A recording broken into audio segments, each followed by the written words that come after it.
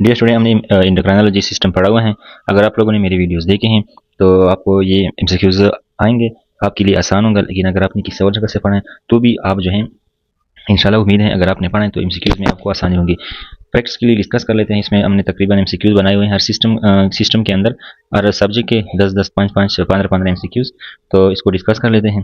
तो स्टार्ट कर लेते हैं डायरेक्टली। हमारे पास सबसे पहले जो है हमारे पास क्या है, एम्ब्रियोलॉजी। एम्ब्रियोलॉजी के 1 से लेकर 10 एमसीक्यूज हैं।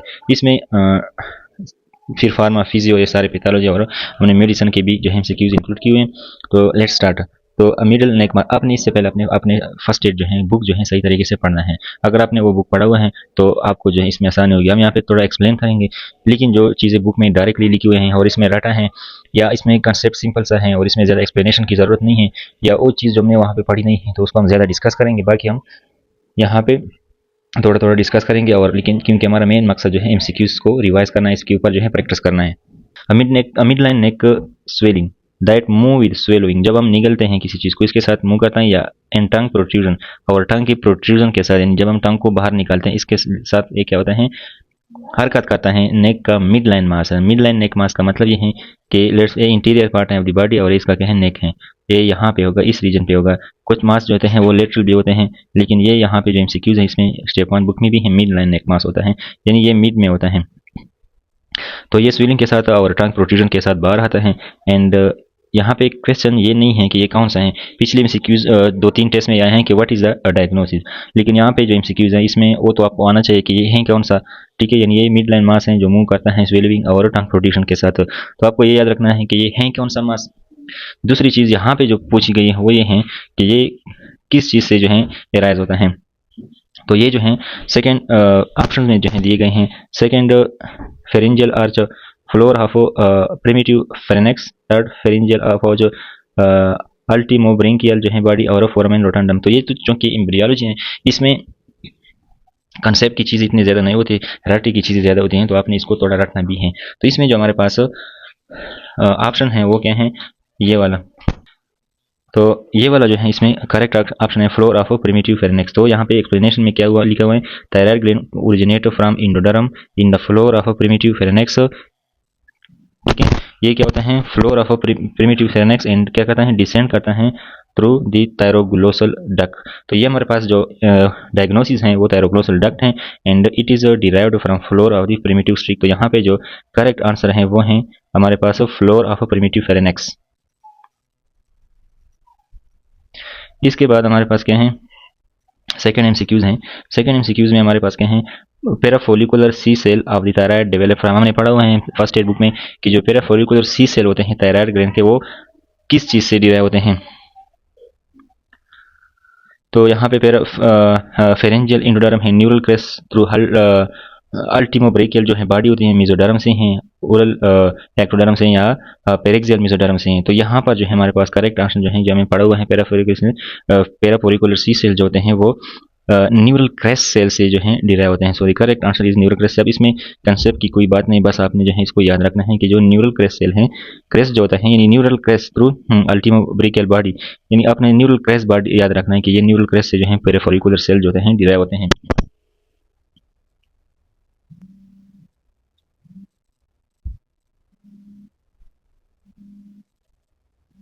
इसके बाद हमारे पास क्या है, थर्ड नंबर पे जो एमसीक्यूज हैं,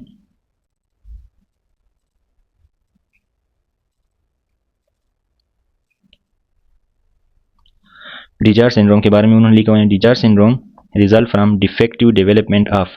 यहाँ पे डिजार सिंड्रोम जो होता है कब होता है, जब कौन से हार्ट की डिफेक्टिव डेवलपमेंट हो जाए, यानी किस आर्च से जो है किस आर्च की जो है डिफेक्टिव डेवलपमेंट से हमारे पास डिजार सिंड्रोम होता है। तो फर्स्ट एंड सेकंड आर्च हैं, थर्ड फोर्थ हैं, ठीक है, पाउचेज हो सकते हैं, ठीक है, सेकंड एंड थर्ड पाउच हो सकते हैं, फोर्थ एंड सिक्स आर्चीज हो सकते हैं, थायरोग्लोसल डक्ट होते हैं। तो यहाँ पे हमारे पास जो थर्ड एंड फोर्थ पाउच हैं वहाँ के इसकी प्रॉब्लम की वजह से क्या होता है, डिजार सिंड्रोम होता है। So the option that is correct for here is option number B, third and fourth pouches.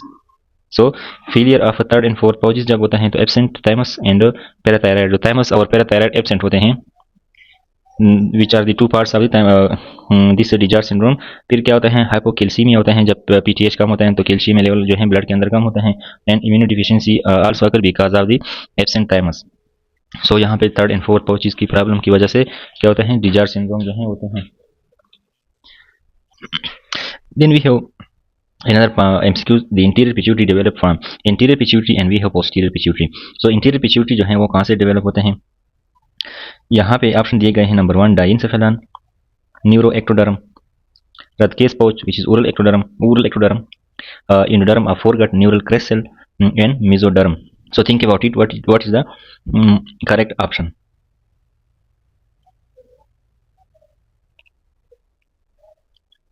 I'm going to expose my answer. आप लोगों ने अपने जहन में रखना है, आप लोग ठीक हो या गलत हो. आपने ये एमसीक्यूज एम्ब्रियोलॉजी के हैं जिसमें जो है रटने वाली चीज़ें होते हैं. तो यहाँ पर जो है मैं एक्सपोज कर रहा हूँ. This is the correct answer which is B. So B is the correct answer, that cage pouch in oral ectoderm. तो यहाँ पर एक कुछ चीज़ें हैं जो आपने याद रखना है. एडिनो हाइपोफाइसिस जो होते हैं वो ओरल एक्टोडर्म से निकलता है. And this is what we are going to discuss. Anterior pituitary यानी एडिनो हाइपोफाइसिस. न्यूरो हाइपोफाइसिस को हम पोस्टीरियर पिट्यूटरी कहते हैं. न्यूरो एक्टोडर्म ऑफ डाइनसेफेलन से वो निकलता है. ठीक है, तो पोस्टीरियर पिट्यूटरी जो है न्यूरो एक्टोडर्म ऑफ डाइनसेफेलन से निकलता है. This is the adeno hypophysis which is the anterior pituitary. तो इसके दूसरे नाम है. Okay, let's go to the next MCQs. Posterior pituitary. अभी हमने डिस्कस किया कि पोस्टीरियर पिट्यूटरी जो है ये डेवलप होता है कहाँ से. तो यहाँ पे ओरल एक्टोडर्म जो कि एडिनो हाइपोफाइसिस का था. सो यहाँ पे जो है न्यूरो एक्टोडर्म ऑफ डाइनसेफेलन. तो ये हमारे पास इजी है जो अभी हमने डिस्कस किया. तो यहाँ पे उन्होंने क्या लिखा है, न्यूरो हाइपोफाइसिस जो होते हैं which is posterior pituitary originate from the neuroectoderm of the diencephalon which is infundibulum. ठीक है, let's go to the next question. हम ज़्यादा टाइम नहीं देंगे. Artery associated with the parathyroid descent is, यानी artery which is with parathyroid descent is. तो इसमें कौन सी आर्टरी हैं जो पैराथायराइड जो है डिसेंट करता है विद इंफीरियर थायराइड आर्टरी. ठीक है, किस चीज़ से, inferior thyroid artery. So option number 1. तो यहाँ पे क्या लिखा है, पैराथायराइड जो होते हैं descent with the inferior thyroid artery from third fourth pouches. ठीक है, then we have MCQ number 7. Adrenal cortex originate from. Adrenal cortex यानी एड्रेनल ग्लैंड हमने पढ़ा है. इसके अपर लेयर GFR के जो लेयर थे जो हैं 3 लेयर हैं कार्टेक्स के. And then inner layer was medulla. So we have discuss this in detail in our first book discussion. Now only MCQs. So adrenal cortex के बारे में हमने पढ़ा था कि ये जो है कहाँ से डेवलप होता है, ये कहाँ से निकलते हैं. तो ऑप्शन में हमारे पास न्यूरल क्रेस्ट हैं, इंटरमीडिएट मेसोडर्म है, एक्टोडर्म है, इंडोडर्म है, पेरिक्सियल मेसोडर्म है. तो कार्टेक्स जो है it is derive from mesoderm. And if the option is medulla then medulla is derive from. So ये कार्टेक्स जो होता है it is derive from mesoderm. If the option was medulla then it is derive from neural crest. So ये भी आप लोग यहाँ पे याद रखिए क्योंकि एग्जाम में कोई भी आ सकता है. सो कार्टेक्स फ्रॉम मेसोडर्म और मेसोडर्म जो है मेडुला जो है वो न्यूरल क्रेस्ट से डिराइव होता है. तो this is the option number B which is intermediate mesoderm. ठीक है, यहाँ पे अनदर एमसीक्यू. पीनियल ग्लैंड जो है वो जो ओरिजिनेट फ्रॉम. पीनियल ग्लैंड जो होता है कहाँ से जो है ओरिजिनेट करता है. ठीक है, ऑप्शन में न्यूरो एक्टोडर्म ऑफ डाइनसेफेलन है, सरफेस एक्टोडर्म है, इंडोडर्म है, मेसोडर्म एंड न्यूरल क्रेस्ट है. तो पीनियल ग्लैंड जो होता है कहाँ से डेराइव होता है, आप लोग सोच लिए. मैं एक्सपोज करने वाला एमसीक्यूज को. ठीक है, यहाँ पे जो करेक्ट आंसर आया हमारे पास वो क्या है, number A. Neuroectoderm of diencephalon. What is written in the explanation. Outgrowth of the, जो आउट ग्रोथ है of roof of the diencephalon in neuro ectoderm.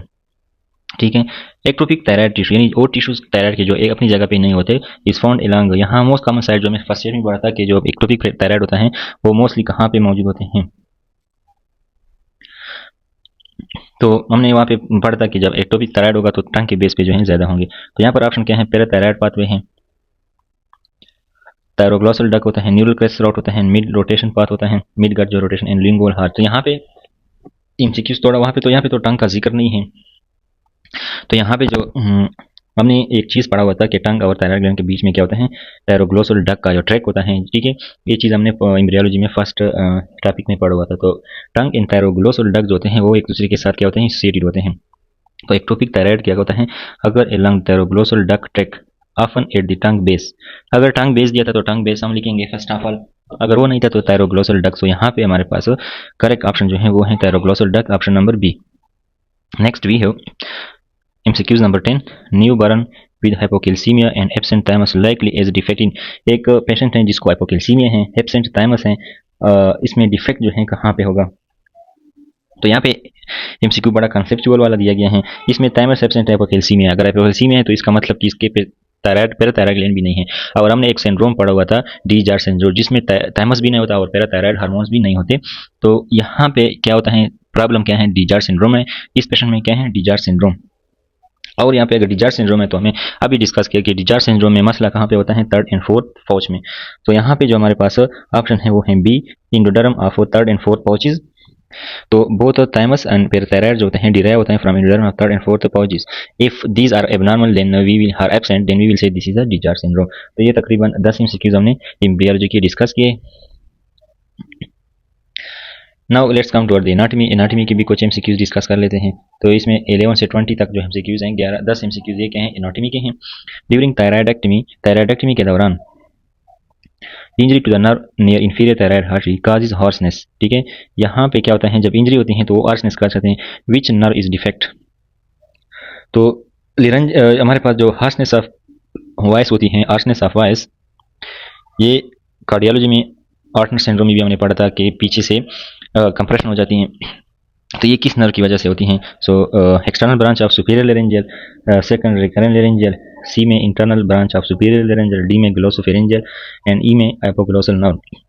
तो यहाँ पे आप लोगों को पता है ऑलरेडी कि जब हार्सनेस ऑफ वॉइस होती है वो किस नर्व की वजह से होती है, रिकरेंट लेरेंजियल नर्व है।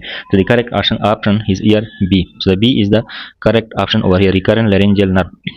रिकरेंट लेरेंजियल नर्व सप्लाई करते हैं ऑल इंट्रिंसिक लेरेंजियल मसल, यानी लेरेनेक्स के जितने मसल्स होते हैं उनको सप्लाई करते हैं, और क्रिकोथायराइड टीला। और जब इसकी एबनॉर्मेलिटी के ऊपर प्रेशर आ जाता है या इसके डैमेज करते हैं तो इस वजह से हार्शनेस ऑफ वॉइस जो है वो जाती हैं। अब अनदर एमसीक्यूज भी है, अ पेशेंट हैं वो डेवलप वॉइस फटी after thyroid surgery, which nerve supplying cricothyroid is damage. ठीक है, तो यहाँ पर एमसीक्यूज क्या हैं, हमने ऊपर क्या पढ़ा कि जो रिकरेंट लेरेंजियल नर्व है ये तमाम laryngeal muscle, intrinsic laryngeal muscle को सप्लाई कर देता है, लेकिन सिवाय एक मसल विच इज क्रिकोथायराइड। तो यहाँ पे आप लोगों ने याद रखना है कि which muscle is then supplying cricothyroid. तो इसके ऊपर भी यहाँ पे डायरेक्टली एमसीक्यूज बनाया गया है कि एक पेशेंट है जो वॉइस फटी थायराइड सर्जरी के बाद उसको मसला आता है, तो कौन सी जो है नर्व है जो क्रिकोथायराइड मसल को सप्लाई करते हैं वो डैमेज हो जाती हैं। सो हमारे पास जो यहाँ पे ऑप्शन है वो क्या है, external branch of superior laryngeal nerve. तो ये क्या है, क्रिकोथायराइड को सप्लाई देती हैं। So the correct answer is A, which is external branch of superior laryngeal nerve. This is giving supply to the cricothyroid muscle. MCQs number 13 में क्या है, MCQs नंबर 13 में posterior relationship of thyroid lobes include, posterior relations of thyroid lobe include। तो इसका मतलब क्या है कि थायराइड के जो लोब होते हैं उसके पोस्टीरियर में क्या होते हैं। तो इसमें हमारे पास दो चीज़ें मेनली होती हैं, एक होता है एसोफेगस और एक होता है रिकरेंट लेरेंजियल नर्व। ठीक है, रिकरेंट लेरेंजियल नर्व। तो यहाँ पे क्या दिया गया है, oesophagus, so recurrent arson is oesophagus, so oesophagus and recurrent laryngeal nerve also. So explanation में क्या है, posterior to the left lobe lie the oesophagus and recurrent laryngeal nerve. तो ये क्या है, एसोफेगस और रिकरेंट लेरेंजियल नर्व जो होता है ये posterior to the lobes of thyroid present होते हैं। MCQ number 14, superior parathyroids are related to which landmark। तो यहाँ पे क्या है कि जो सुपीरियर पैराथायराइड होते हैं ये रिलेटेड हैं किन लैंडमार्क के साथ। तो यहाँ पे जो हमारे पास ऑप्शंस हैं, इंफीरियर थायराइड आर्टरी हैं, थायराइड कैप्सूल अपर बॉर्डर। तो यहाँ पर जो करेक्ट आंसर है वो क्या है, सी हैं। तो यहाँ पे इसको मैंने मास्क भी नहीं किया था। तो ये कहता है हमारे पास रिकरेंट जो पोस्टीरियर जो हमारे सुपीरियर पैराथायराइड होते हैं वो क्या होते हैं, ट्रिकी एसोफेजियल ग्रू के साथ जो हैं क्या होते हैं।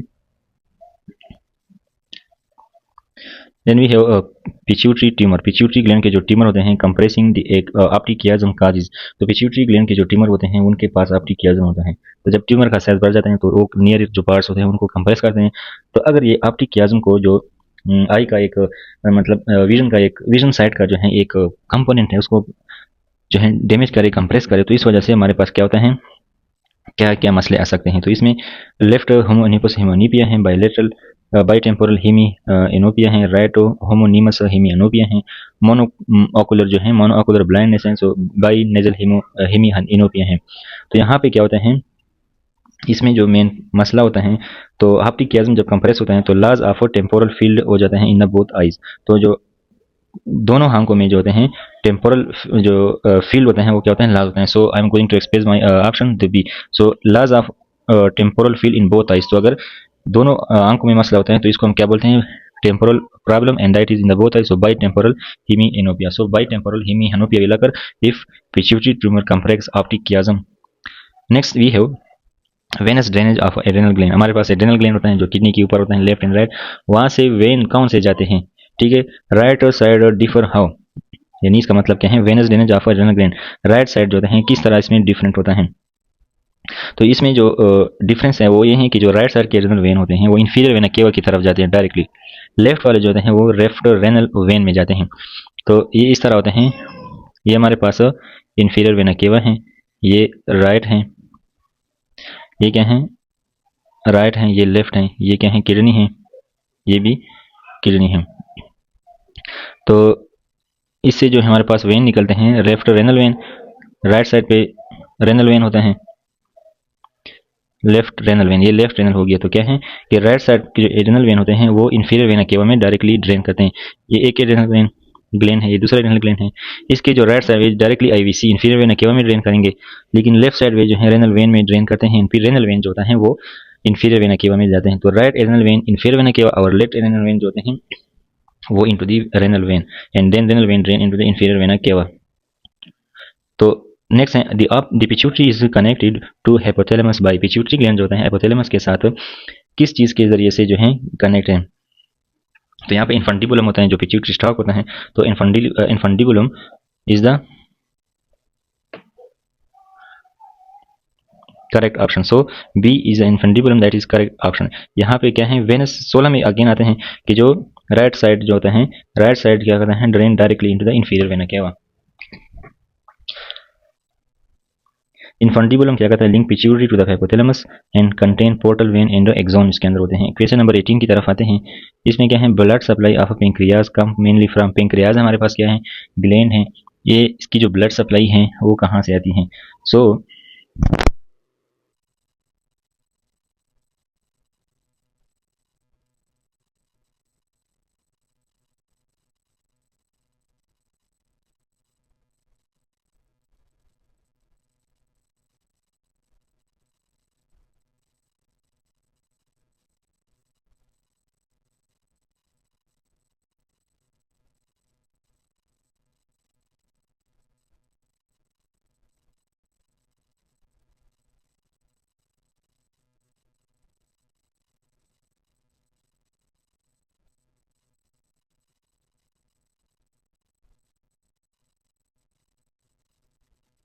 जो कहते हैं पोर्टल वेन के जरिए से, एक्सोनल ट्रांसपोर्ट के जरिए से, सीरिब्रल आर्टरी के जरिए से, वेनस साइनस या सीएसएफ के जरिए से.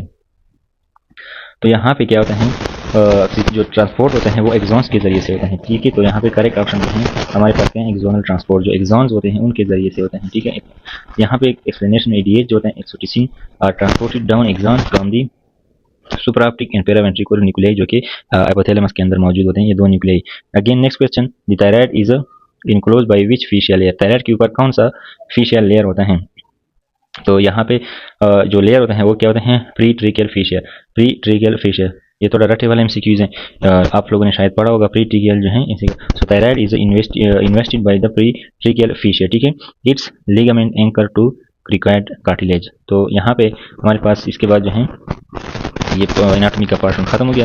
Then we discuss endocrinology MCQs for NRE 1. This is very useful but most of its for NRE 1. Physiology and pathology. Let's discuss physiology and pathology. Which hormone is in intracellular receptor. तो which कौन से hormone का जो receptors होते हैं वो cell के intra cellular receptor, जो सेल के अंदर होते हैं, वो कौन से हार्मोन्स होते हैं जिनके रिसेप्टर होते हैं वो सेल के अंदर होते हैं. तो यहाँ पे हमारे पास इंसुलिन दिया गया है, ग्रोथ हार्मोन दिया हुआ है, T3 T4 दिया हुआ है, एपिनेफ्रिन और ग्लूकागॉन दिया हुआ है. तो इसमें जो करेक्ट ऑप्शन है वो आप खुद भी सोच ले. जो T3 और T4 होते हैं हमने पढ़ा हुआ है कि ये लिपिड लविंग होते हैं. ये क्या होते हैं, लाइपोफिलिक होते हैं. और लिपिड लविंग होते हैं तो ये सेल मेम्ब्रेन को क्रॉस कर सकते हैं. तो ये न्यूक्लियस के अंदर चले जाते हैं और वहाँ पे डीएनए के जो रिसेप्टर्स होते हैं उनके साथ अटैच हो जाते हैं और जीन ट्रांसक्रिप्शन होती है फिर. ठीक है, तो यहाँ पे जो करेक्ट आंसर है वो है सी. तो T3 and T4 are lipophilic, enter the nucleus and bind DNA receptor and gene transcription occur. Then we have which second messenger is used by TSH, ACTH and luteinizing hormone. यहाँ पे कौन सा जो है मैसेंजर है, second messenger which is use by TSH, ACTH and luteinising hormone.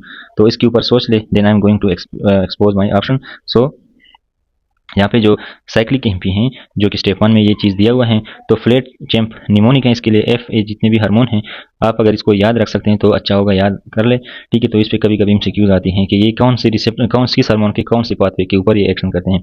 ये step 1 के अंदर भी मौजूद है, हमने डिस्कस किया हुआ है, लेकिन ये रटने वाली है थोड़ा। तो next we have hormone that increase both glycogenolysis and lipolysis act through. तो वो कौन सा हार्मोन है जो ग्लाइकोजिनोलाइसिस का करता है। अब सबसे पहले आपने इस हार्मोन को जानना है कि किस हार्मोन की बात कर रहे हैं। ग्लाइकोजिनोलाइसिस मीन ग्लाइकोजन जो कि स्टोरेज ऑफ ग्लूकोज होता है उसको ब्रेक डाउन, उसकी ब्रेक डाउन को हम क्या बोलते हैं, glycogenolysis. Glycogenolysis is the break down of glycogen, lipolysis is the break down of lipid. तो यहाँ पे कौन सा हार्मोन है सबसे पहले आपने ये याद रखना है। तो और फिर ये हार्मोन जो होता है किस पाथवे के थ्रू जो है ये क्या करता है, एक्ट करता है। तो आप इसके ऊपर सोच लें, I am going to expose my option. तो यहाँ पे जो एडिनोलाइट साइक्लेज हैं ये जो हैं इसके ऊपर जो है काम करता है, यानी एडिनोलाइट साइक्लेज। अब इसके ये जो हार्मोन है वो क्या है, एपिनेफ्रिन है। एपिनेफ्रिन क्या करता है, बीटा एडरेनर्जिक रिसेप्टर के ऊपर काम करता है, साइक्लिक एएमपी पाथवे को एक्टिवेट करता है, activate of pKa and energy is release. So this is also रटने वाली है, लेकिन आपने याद रखना है कि जो एपिनेफ्रिन है वो एडिनोलाइट साइक्लेज के थ्रू काम करता है और ये फिर ग्लाइकोजिनोलाइसिस एंड लाइपोलिसिस जो है यानी लिपिड एंड ग्लाइकोजन की ब्रेकडाउन काज करता है। Then next we have which hormone directly inhibit growth hormone secretion. वो कौन सा हार्मोन है जो ग्रोथ हार्मोन की सिक्रीशन को काम करता है। तो ये आसान भी है और ये जरूरी भी है, इंपॉर्टेंट है। डोपामिन है, सोमेटोस्टेटिन है, कार्टिसोल, जीएसआरएस है, इंसुलिन है। इसमें जो हमने एक हार्मोन पढ़ा था जो दूसरे हार्मोन को इनहिबिट करता है, दैट इज सोमेटोस्टेटिन। तो यहाँ पे जो करेक्ट आंसर है वो है सोमेटोस्टेटिन। तो सोमेटोस्टेटिन जो है फ्रॉम हाइपोथैलेमस क्या करता है, decrease growth in TSH also secreted by pancreatic delta cell. तो सोमेटोस्टेटिन जो होता है हाइपोथैलेमस से जो है रिलीज है और ये ग्रोथ हार्मोन और टीएसएच को इनहिबिट करते हैं। And this somatostatin is also secreted by pancreatic delta cell. तो which factor, then next we have which factor stimulate prolactin release. कौन से फैक्टर हैं जो प्रोलैक्टिन को इंक्रीज करता है, इसकी रिलीज को। तो टीआरएच है, डोपामिन है, सोमेटोस्टेटिन है, कार्टिसोल है, एसीटीएच है। तो यहाँ पे जो है हमने क्या पढ़ा हुआ था, आप लोगों को याद आना चाहिए कि टीआरएच क्या करता है, प्रोलैक्टिन को इंक्रीज करता है, इंक्रीज प्रोलैक्टिन। डोपामिन जो है इनहिबिट करता है प्रोलैक्टिन को। ठीक है, सो यहाँ पे जो है टीआरएच जो है हमारे पास करेक्ट ऑप्शन है। So TRH increase prolactin, dopamine normally inhibit prolactin production.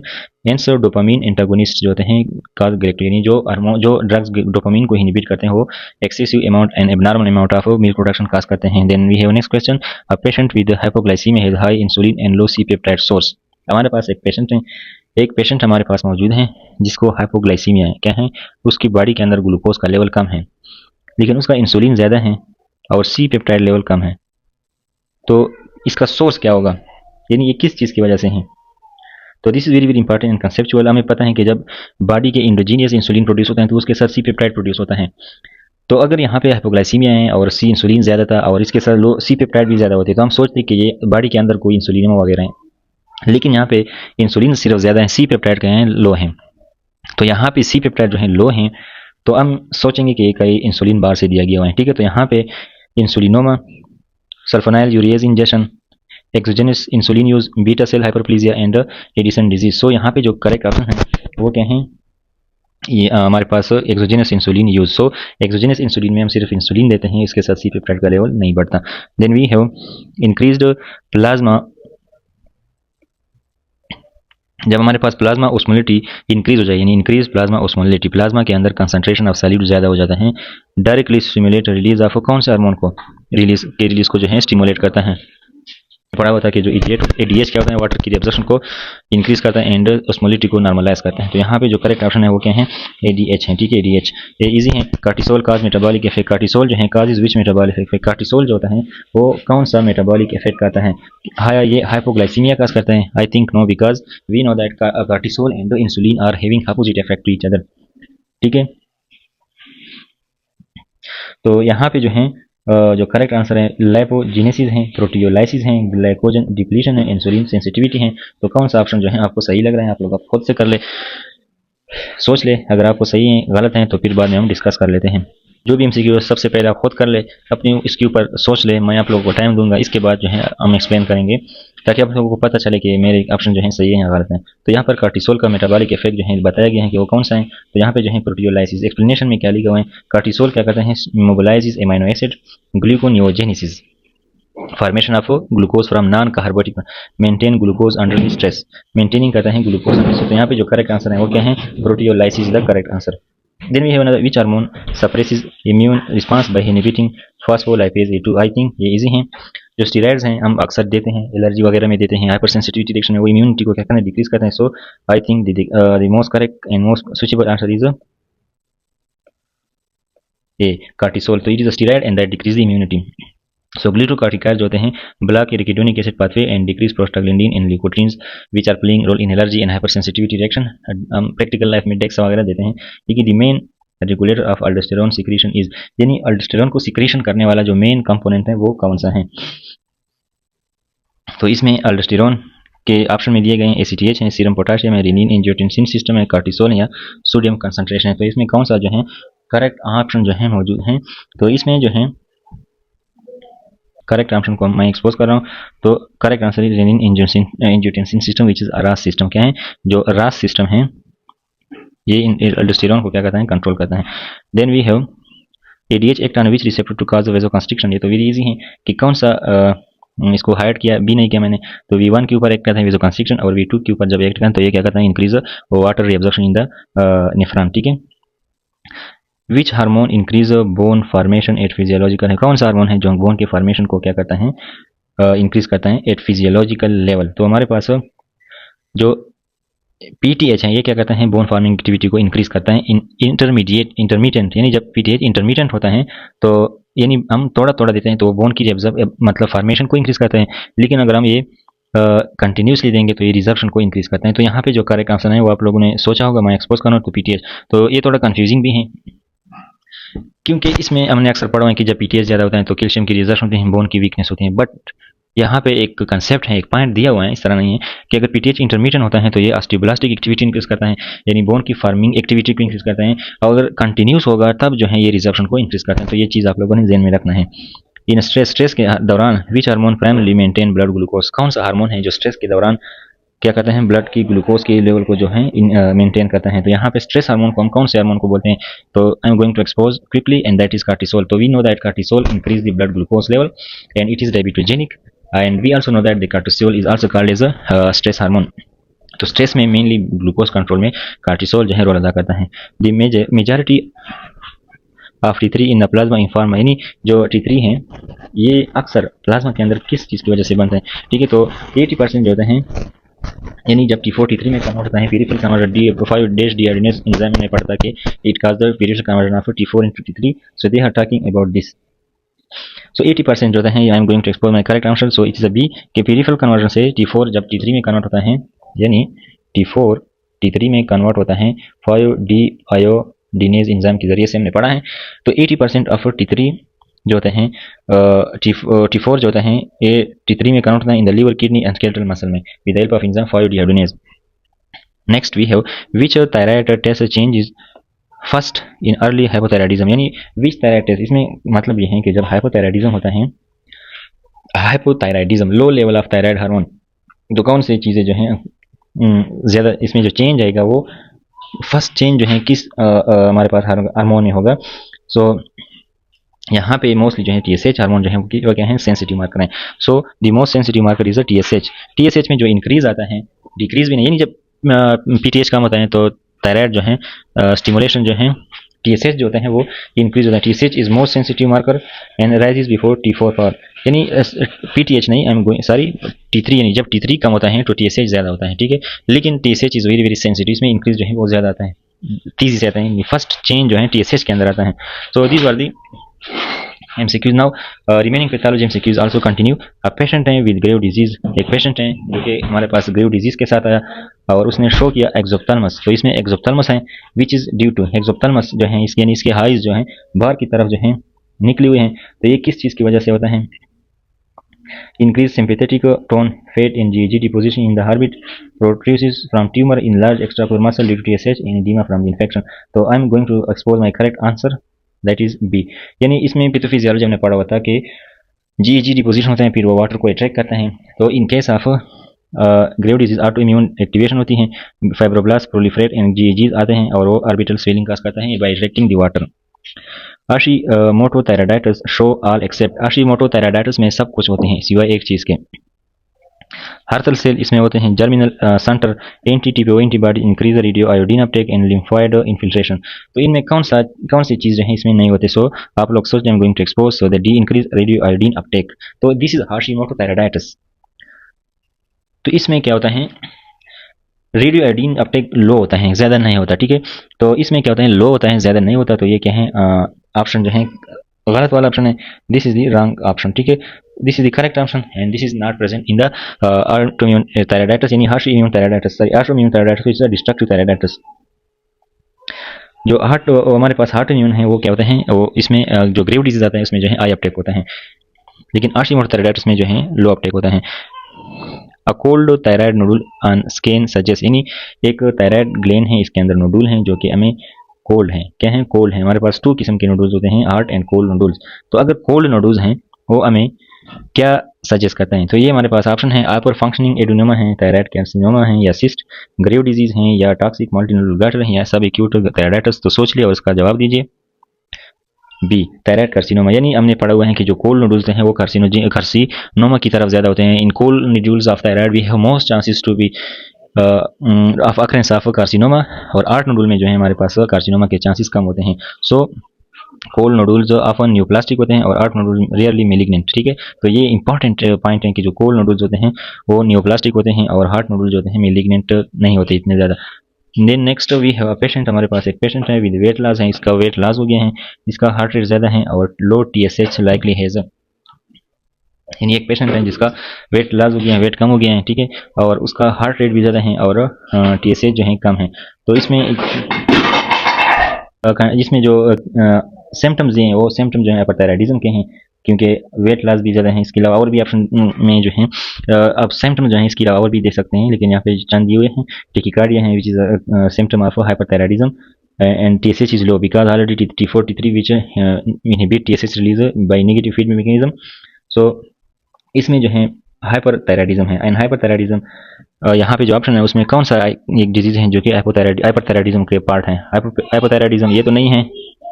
Hashimoto thyroiditis, इसमें भी कहते हैं डिस्ट्रक्शन होती हैं।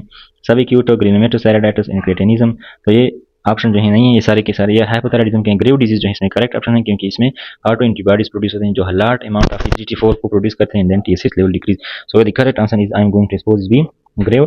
इसमें IT3 T4 होते हैं, फीडबैक के जरिए से TSH कम हो जाते हैं, और इसमें थायराइड स्टिमुलेटिंग एंटीबॉडी जो होते हैं प्रोड्यूस होते हैं, जो थायराइड स्टिमुलेटिंग रिसेप्टर हार्मोन जो है इसके रिसेप्टर को एक्टिवेट करते हैं। ये हमने पढ़ा हुआ है, बस ये प्रैक्टिस के लिए जो है यहाँ पे डिवाइस करते हैं। पेनफुल थायराइड फॉल, एक पेनफुल थायराइड है हमारे पास जो कि पेनफुल है, और वो वायरल इन्फेक्शन की वजह से है। This is also we have discuss in first step 1। तो पेनफुल थायराइड है और वायरल इन्फेक्शन इस पेशेंट को हुआ है, यानी वायरल इन्फेक्शन हुआ है इसकी वजह से उसको थायराइड जो है पेनफुल थायराइड उसको है। तो ये जो है कौन सा डिजीज है? तो इसके ऊपर सोच लिया, स्टेप 1 में पढ़ा हुआ है, हमने डिस्कस किया हुए हैं। तो इसके ऊपर सोचिए, मैं आप एक्सपोज करने वाला हूँ ऑप्शन को।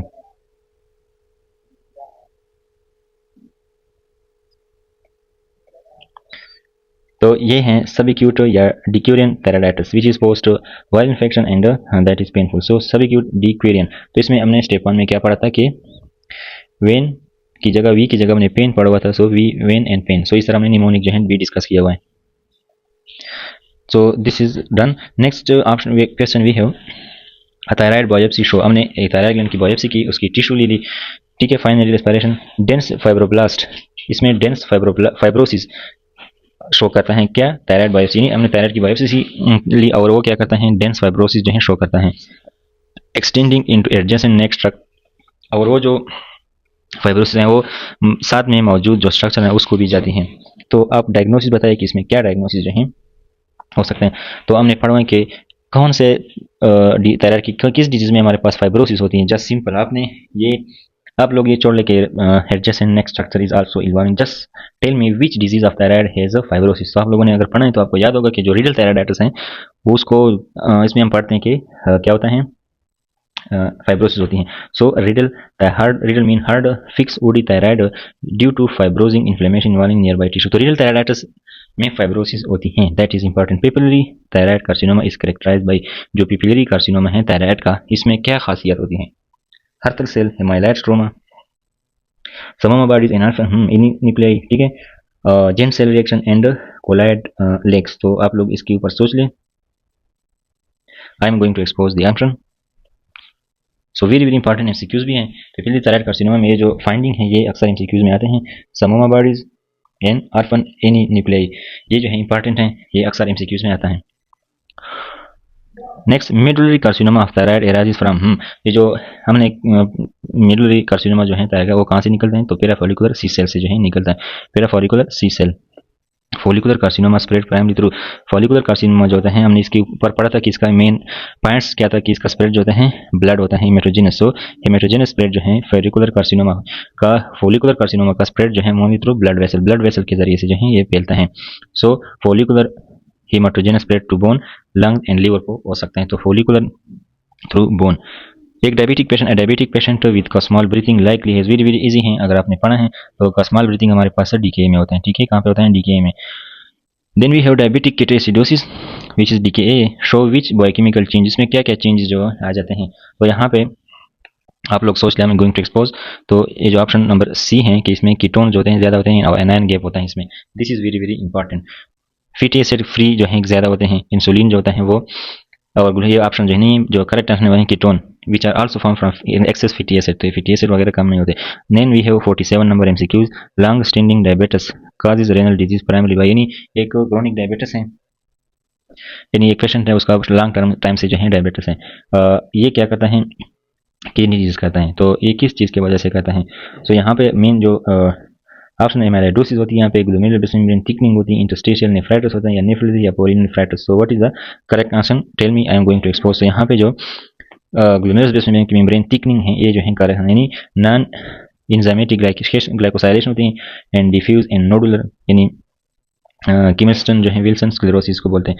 तो यहाँ पे जो बेसमेंट मेम्ब्रेन होते हैं जो ग्लोमेरुलस में होता है वो उसकी क्या होती है, थिकनिंग हो जाती है, और इस वजह से ये डायबिटिक पेशेंट में होता है। 48 नंबर पे 45 ईयर ओल्ड ओबीज वुमेन है विद इंसुलिन रेजिस्टेंस। इसका इंसुलिन जो है, इस बॉडी जो है इंसुलिन को रिस्पांस नहीं दे रहा। Think of which type of diabetes has acanthosis nigricans, what is the mechanism. अब इसमें टाइप 1 डायबिटीज है या टाइप 2 है, इस पर सोच लिया। अगर ये एज है 30 से ज़्यादा है, 45 ओल्ड एज है, तो ये टाइप 2 होगा। यंग एज में टाइप 1 होता है।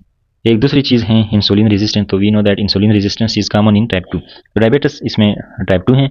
अब इसके पेशेंट के अंदर एकेंथोसिस इन स्किन चेंजेस हैं, तो इसका मैकेनिज्म क्या होता है, तो जब इंसुलिन का लेवल जो है ज़्यादा हो जाता है तो ये क्या करता है, GF1 रिसेप्टर जो होते हैं एक्टिवेशन होती हैं, और ये हाइपरप्लेजिया और पिगमेंटेशन को इंक्रीज करते हैं। तो यहाँ पे जो करेक्ट ऑप्शन है वो क्या है, I am going to expose, that is B. So increase insulin क्या करता है, IGF receptor activation, and this then cause hyperpigmentation in hyperplasia. Next, a patient has adrenal cortical atrophy, adrenal gland के जो कार्टिक है उसकी एट्रोफी हो जाते हैं ड्यू टू एक्सोजेनस स्टेरॉइड। हमने बाहर से स्टेरॉइड दिया तो इसके जो स्टेरॉइड प्रोड्यूसिंग पार्ट्स हैं कार्टिक हैं वो काम नहीं करता सही तरीके से, और उसकी एट्रोफी हो जाती है। फिर हमने वो ट्रीटमेंट स्टार्ट किया, विड्रॉवल, कार्टिसोल रिमेन लो। तो जो कार्टिसोल का लेवल था वो क्या होता है, लो था। तो इसमें क्या होता है, सेकेंडरी जो है इंसफिशियंसी जो है इसमें होती है। तो यहाँ पर जो सप्रेस होता है ACTH प्रोडक्शन, क्योंकि हमने बाहर से काफ़ी लॉन्ग टाइम के लिए जो है ACTH को इनहिबिट रखा हुआ था, तो अब क्या होता है ABB जो है सप्रेस है production of ACTH।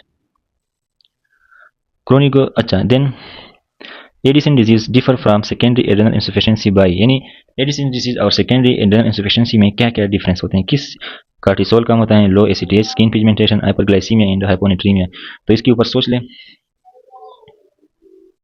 C, skin pigmentation जो होते हैं वो जो है प्राइमरी, यानी प्राइमरी जो हमारे पास होती हैं एड्रेनल इंसफिशियंसी उसमें मौजूद होती हैं और सेकेंडरी में नहीं होती। तो यहाँ पे एक्सप्लेनेशन में भी दिया हुआ है कि जो प्राइमरी ये एडिसन डिजीज में ACTH ज़्यादा होता है और उसके साथ मेलानिन स्टिमुलेशन होती है और हाइपर पिगमेंटेशन होते हैं, ये हमने पढ़ा हुआ है। सेकेंडरी में क्या होता है, हाइपर पिगमेंटेशन नहीं होती। So the main difference in one, pigmentation is present in Addison disease, and secondary adrenal insufficiency there is a no hyperpigmentation. कौन सिंड्रोम जो है, कौन सिंड्रोम क्या करता है, कौन सिंड्रोम क्या करता है, तो कौन सिंड्रोम में अल्डोस्टेरोन का लेवल ज़्यादा होता है, सोडियम की रिटेंशन, पोटाशियम एक्सचेंज होता है, और फिर मेटाबॉलिक अल्केलोस होता है। तो एक तो अल्डोस्टेरोन ज़्यादा होता है तो इस वजह से सोडियम रिटेंशन हो जाती है, पोटाशियम एक्सक्यूज है। तो यहाँ पे करेक्ट ऑप्शन जो है हमारे पास क्या है, ये है हाइपोकालीमिया होगा, पोटाशियम और हाइपरटेंशन होगा। ठीक है, दोनों जो है एक साथ हैं। पोटाशियम जो है वो ब्लड से यूरिन की तरफ आता है और वाटर जो है यूरिन से ब्लड की तरफ आता है, विच का हाइपरटेंशन।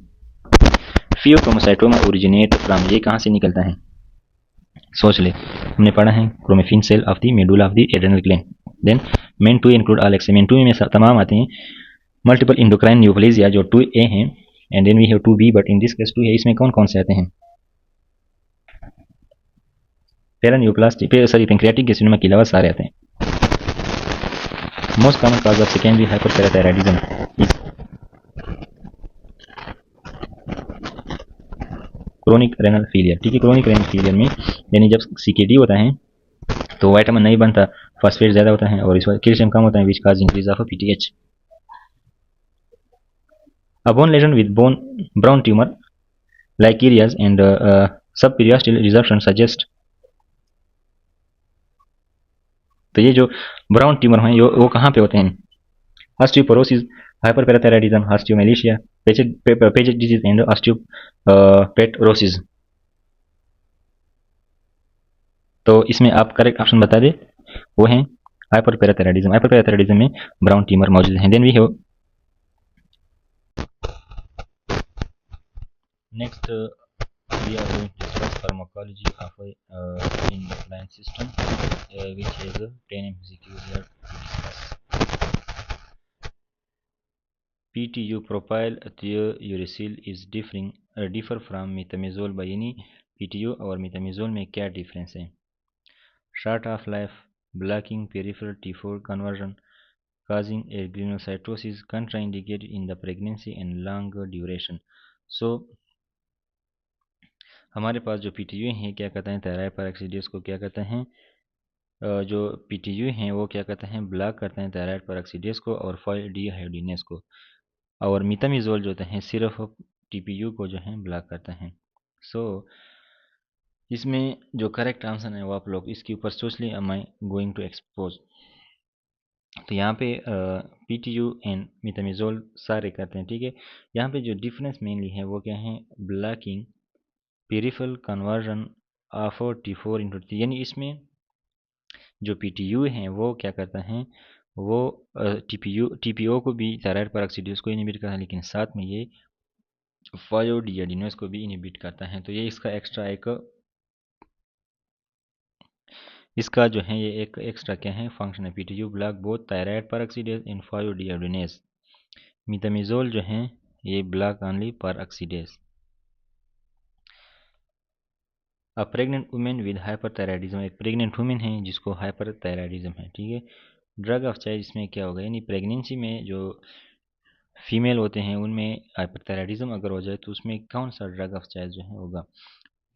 तो इसमें डिपेंड करता है कि विच ट्राइमेस्टर। इसमें PTU एंड मीथामिजोल ये दोनों हम दे सकते हैं, लेकिन यहाँ पे ऑप्शन में चूँकि मीथामिजोल एंड PTU दोनों दिया गया है, लेकिन मैं आप लोगों को बताऊं कि PTU जो है preferred in the first trimester and methimazole जो है वहाँ पे क्या होता है?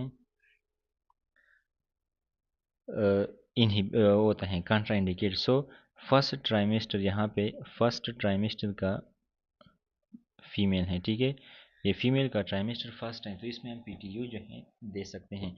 मीथामिजोल जो है हम थर्ड एंड सेकंड में देते हैं, वहाँ पे PTU भी नहीं देते। PTU is given PP mean primary.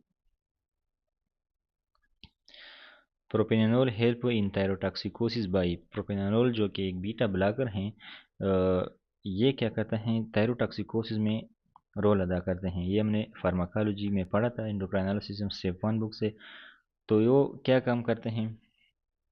Blocking TSH receptor, inhibiting T4 conversion, energic receptor, decreasing hormones, inhibiting iodide Uptake. तो इसमें जो करेक्ट आंसर है वो आप लोग इसके ऊपर सोच ले। I am going to expose inhibiting, mainly जो है बीटा इफेक्ट जो होते हैं इसके ऊपर काम करते हैं, ठीक है। सो बीटा ब्लॉकर हैं, नॉन सेलेक्टिव बीटा ब्लॉकर क्या करते हैं? डिक्रीज सिम्टम और इनहिबिट T5 डेज डिऑर्डिनेस, ठीक है। तो ये बीटा ब्लॉकर जो है ये काम करते हैं। So correct option is B. Levothyroxine जो है, लिवोथायरोक्सिन थेरेपी जो कि हाइपोथायराइडिज्म के लिए हम देते हैं, must be costly started in, यानी इसमें कौन से पेशेंट्स होते हैं जिनमें हम एहतियात करते हैं कि जो हैं इसके साथ जो हैं इसको स्टार्ट करने में, तो that is elderly with cardiac disease, यानी इसमें हम एहतियात से जो है यूज़ करेंगे। रेडियो एक्टिव आयोडीन जो होते हैं 131 इस कंट्रा इंडिकेटेड इन। तो रेडियो एक्टिव आयोडीन जो होते हैं ये हम किस डिजीज़ में कंट्रा इंडिकेट करते हैं, तो दैट इज़ प्रेगनेंसी में जो है कंट्रा इंडिकेट हैं because it cross is the placenta. ये क्या है, प्लासेंटा को क्रॉस करते हैं। तो ये सारे के सारे बाकी प्रॉब्लम अदर हैं एक्सेप्ट द प्रेगनेंसी, तो इजीली और जाहिर इजी ऑप्शन है, तो इसको आप लोगों ने याद रखना है। अक्रियोटाइड इज यूजफुल होते हैं इन ट्रीटिंग ऑल एक्सेप्ट, यानी अक्रियोटाइड जो कि सोमेटोस्टेटिन के एनालॉग्स होते हैं वो क्या करते हैं, ग्रोथ हार्मोन टीएसएच और ग्रोथ जीआई के जितने भी हार्मोन हैं वो क्या करते हैं, इनहिबिट करते हैं। कौन, अक्रियोटाइड या सोमेटोस्टेटिन एनालॉग्स। तो यहाँ पे हम इसको यूज़ करते हैं तमाम डिजीज़ में सिवाय हाइपोथायराइडिज्म में। थायराइडिज्म में जो है यूज़ नहीं करते। बाकी ये वाइपोमा है, इंसुलिनोमा, ये कार्सिनोइड जो है सिंड्रोम है, एक्रोमेगेल, ये सारे के सारे हार्मोन जो इंक्रीज होते हैं इनमें ये क्या करते हैं, इन हार्मोन को डिक्रीज करते हैं। Desmopressin is an analogue of ADH, ये क्या है, डीएच का एनालॉग है। Very easy, not going to discuss this.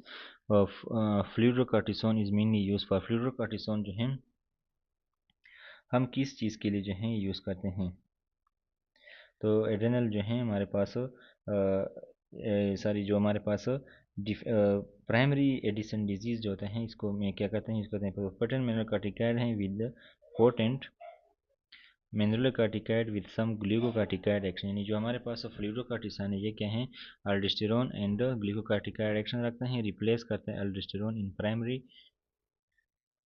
Insufficiency में, अल्डोस्टेरोन की जगह काम करता है ये। मीटेरापोन टेस्ट एसेसिस, इसमें हमारे पास क्या होता है, ये जो मीटेरापोन है ब्लॉक करते हैं 11 बीटा हाइड्रोक्सिलेज को, कार्टिसोल के लेवल को क्या करते हैं, डिक्रीज करते हैं, एसीटीएच को इंक्रीज करता है। तो यहाँ पे एचपीए जो इंटीग्रिटी है यानी हाइपोथैलेमिक पिट्यूटरी एक्सिस, इसको क्या करता है, इसमें रोल अदा करता है। Then we have drug that inhibit adrenal steroid synthesis during the Cushing syndrome, कौन सी ड्रग है जो इनहिबिट करता है एड्रेनल स्टेरॉयड की फॉर्मेशन को, और ये क्रोनिक कुशिंग डिजीज में यूज़ होता है। That is we have discuss it, ketoconazole. Ketoconazole को हमने डिस्कस किया है कि ये हम इसमें कुशिंग डिजीज में यूज़ करते हैं।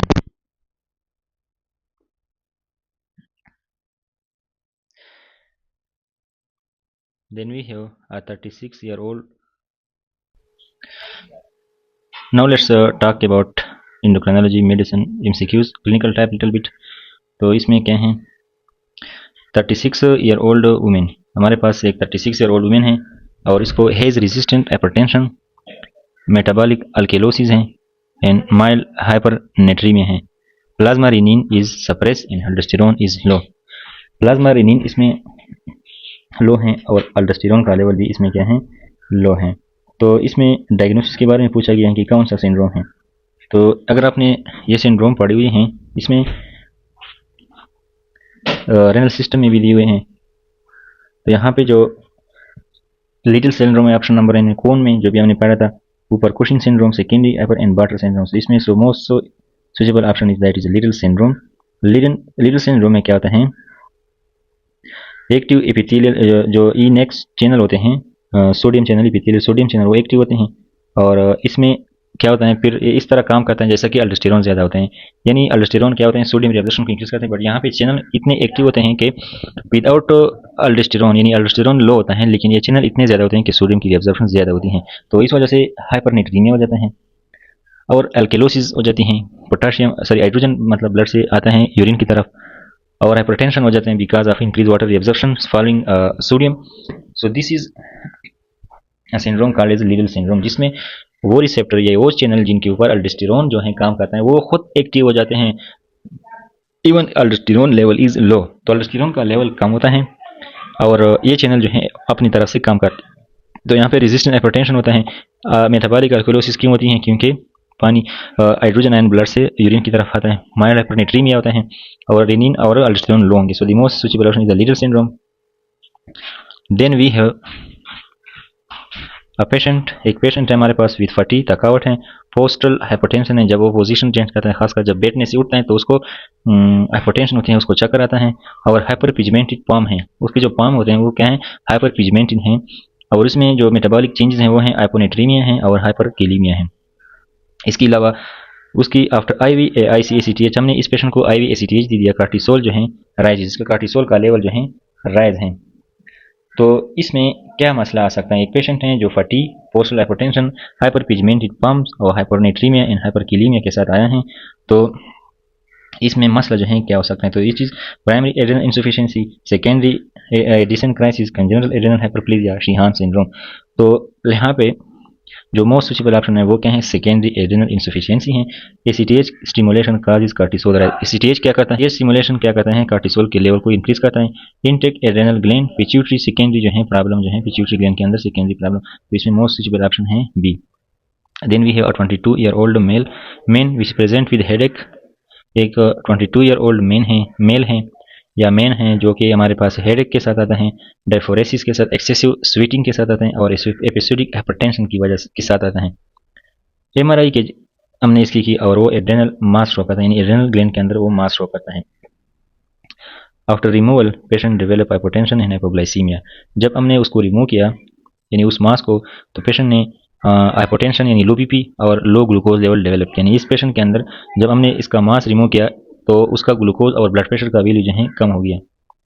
तो ये क्या है, फियोक्रोमोसाइटोमा रिकरेंस है, एडिसन क्राइसिस है, एडिसोनियन, एरेनल इमोरेज है, कार्टिसोल प्रोड्यूसिंग एडिनोमा है या हाइपोपिट्यूटरिज्म है। सो अपने तरफ से सोच ले, then we will discuss. Okay, then the correct answer is Addisonian crisis. तो क्या होता है, क्रोनिक जो केटोकुलामीन एक्सेस होता है सप्रेस करते हैं कार्टिसोल को, ठीक है। एंड सडन ड्रॉप जो होता है तो एड्रेनल क्राइसिस या पोस्ट सर्जरी के बाद जो है क्राइसिस आते हैं। I am not going to discuss too much over here because हमने ये टॉपिक्स में पढ़े हुए हैं। एक डायबिटिक पेशेंट है, glucose is very well control, इसका ग्लूकोज का लेवल जो है कंट्रोल है, लेकिन HbA1c उसका ज़्यादा होता है, which is the best explanation. तो इसका क्या मतलब है, हीमोलिटिक एनीमिया है, iron deficiency anaemia, recurrent insulin start है, विटामिन B12 डिफिशिएंसी या हीमोग्लोबिनोपैथी है। तो इसमें iron deficiency anaemia is the correct answer. जहाँ यहाँ पे क्या है, आयरन डिफिशिएंसी क्या कहते हैं, प्रोलॉन्ग RBC लाइफ स्पेन, यानी जब आयरन की कमी होती है तो RBC ज़्यादा नहीं पड़ते, वो उसका स्पेन ज़्यादा हो जाते हैं। और इसमें HbA1c जो होता है वो ज़्यादा आता है, यानी फाल्सली एलिवेटेड HbA1c। यानी इसमें कंसेप्चुअल पॉइंट है कि अगर एक पेशेंट का आयरन डिफिशिएंसी एनीमिया है तो उसमें RBC का जो लाइफ स्पेन है वो 120 से ज़्यादा होगा और इस वजह से HbA1c फाल्सली एलिवेटेड आएगा। सो डायबिटिक पेशेंट ग्लूकोज कंट्रोल है, HbA1c जो है ज़्यादा आता है। तो लेट क्लिनिकल प्रैक्टिस में अगर हमारे पास एक पेशेंट आता है और उसका HbA1c हमने किया, तो क्लिनिकली जब भी हम किसी पेशेंट को डायग्नोस करते हैं तो इसमें HbA1c से पहले हम RBS एंड FBS जो है फास्टिंग और रैंडम ग्लूकोज शुगर करते हैं। अगर वो ज़्यादा आते हैं तब हम HbA1c को ऑर्डर करते हैं कि HbA1c कर लें। लेकिन एक पेशेंट है हमारे पास डायबिटिक है, उसका HbA1c ज़्यादा है लेकिन RBS and fasting blood sugar जो है वो ठीक है। He is or she is already diagnosed with diabetes but right now at the moment the RBS and FBS are well controlled।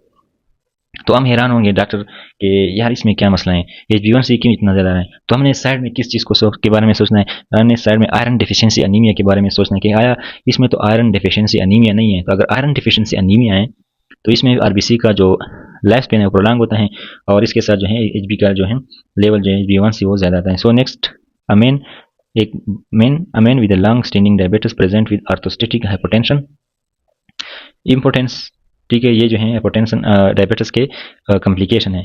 और एन हाइड्रोसिस के साथ हमारे पास आता है, anhidrosis, importance in hypotension. Glucose control is good, what explain this symptom, ये symptom किस चीज़ की वजह से हो सकते हैं, ठीक है। तो जब ग्लूकोज का लेवल बॉडी के अंदर ज़्यादा होता है तो इसके जो है ऑटोनोमिक नर्व इन जो कि ऑटोनोमन नर्व सिस्टम है जो कि ऑटोनोमिक कॉम्प्लिकेशन होते हैं उसकी इंजरी हो जाती है। तो इस वजह से जो है इंपॉर्टेंस वगैरह यानी ऑटोनोमिक नर्व सिस्टम डैमेज की वजह से ये मसले आते हैं, ठीक है। ये मसले जो हैं ऑटोनोमिक न्यूरोपैथी की वजह से आते हैं, यानी इसमें इम्पोर्टेंस है, ठीक है। इम्पोर्टेंस में ऑटोनोमस नर्व सिस्टम जो इन्वॉल्व होता है। Next we have 50-year-old with thyroid nodule, उसका थायराइड नोडुल है, TSH का लेवल लो है, uptakes can show single hot spot यानी हार्ट नोडुल है, rest of the gland suppressed है, ठीक है। तो व्हाट इज द डायग्नोसिस, तो इसमें हार्ट नोडुल है, हार्ट स्पॉट है, ठीक है, TSH का लेवल जो है कम है, तो और थायराइड नोडुल है। तो इसमें डायग्नोसिस क्या हो सकते हैं, तो यहाँ पे ग्रेव डिजीज हैं, टॉक्सिक मल्टी नोडुलर गैटर हैं, टॉक्सिक एडिनोमा है, सब acute thyroiditis and exogenous thyroid, so I am going to expose that is toxic adenoma है।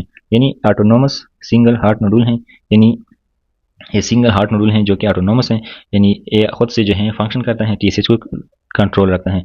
Toxic adenoma surrounding tissue suppress by TSH suppression. Next 28 year old female on anti tubercular therapy, एक 28 साल की female हैं जो कि anti tubercular therapy use करती हैं और उसको मेंस्ट्रुअल इरेगुलरिटी आ जाती हैं, गैलेक्टोयूरिया आता है और वो इनफर्टिलिटी उसकी हो जाती है। तो इसमें मसला क्या हो जाता है, तो which drug cause this, that is and what is the problem. तो इसमें मसला ये होता है कि जो isoniazid which is anti tubercular drug वो क्या करता है, डोपामिन को लो रखता है एंड दिस वजह से प्रोलैक्टिन जो है इनहिबिट होता है।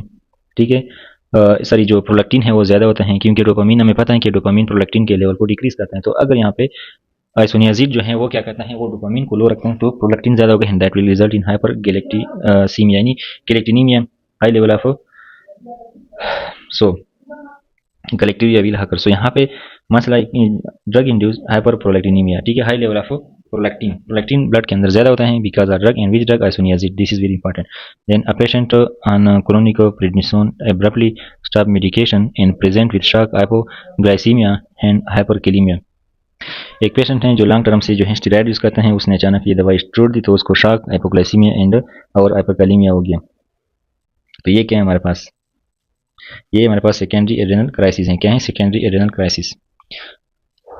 A 40-year-old man with newly diagnosed diabetes has thickened skin on finger, large hand and jaw. Fasting glucose is very high. What is the diagnosis? That is acromegaly. ये क्या है हमारे पास, acromegaly है। A diabetic patient on empagliflozin develop genital candidiasis and mild dehydration. Which mechanism best explain? तो इसमें क्या मसला है, तो दिस इज SGLT2 इनहिबिटर क्या करते हैं, यूरिया काज करते हैं इन द यूरिन और osmotic diuresis and fungal growth जो है इस वजह से काज हो जाते हैं। So this is increase renal glucose excretion. After thyroid surgery, thyroid gland की सर्जरी के बाद क्या हो जाता है, patient present with tingling lips, carpals and prolong QT. What is the reason, तो इसमें क्या होता है, पैराथायराइड ग्लैंड भी रिमूव होता है तो इस वजह से PTH का लेवल कम होता है and that cause hypocalcaemia and tetany. So यहाँ पे जो है hypocalcaemia. Patient with depression, weight gain and delayed relaxation of ankle reflex is elevated CK, creatinine kinase level इसमें ज़्यादा है। तो इसमें क्या मसला हो सकता है, तो ये हाइपोथायराइडिज्म है। क्या है, हाइपोथायराइडिज्म की वजह से मसल का प्रॉब्लम है।